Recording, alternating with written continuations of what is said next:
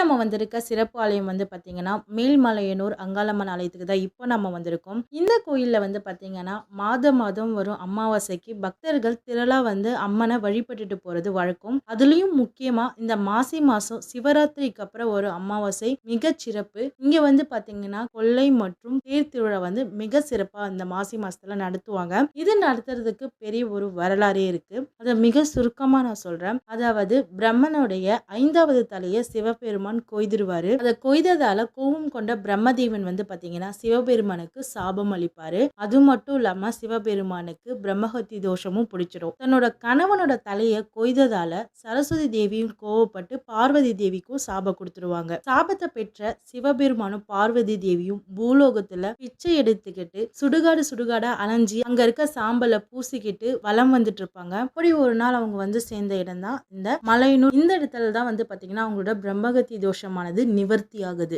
அது எந்த நாள்ல அப்படின்னு பாத்தீங்கன்னா இந்த மாசி மாசம் வரும் அமாவாசை என்றுதான் உங்களுக்கு அது நிவர்த்தி ஆகுது. அதனால இங்க வந்து பாத்தீங்கன்னா அதை வந்து கொள்ளை அப்படின்ற பேர்ல அம்மனை வந்து சிறப்பு பூஜை செஞ்சு அவங்களுக்கு கொள்ளை திருவிழா நடத்தி தேரோட்டம் வந்து நடத்துறாங்க. இப்படிப்பட்ட சிறப்பு ஆலயத்துக்கு நீங்க வந்திருக்கீங்க அப்படின்னா எனக்கு கீழே கமெண்ட் பாக்ஸ்ல கமெண்ட் பண்ணுங்க. இந்த வீடியோ உங்களுக்கு பிடிச்சிருந்துச்சுன்னா மறக்காம ஷேர் பண்ணுங்க.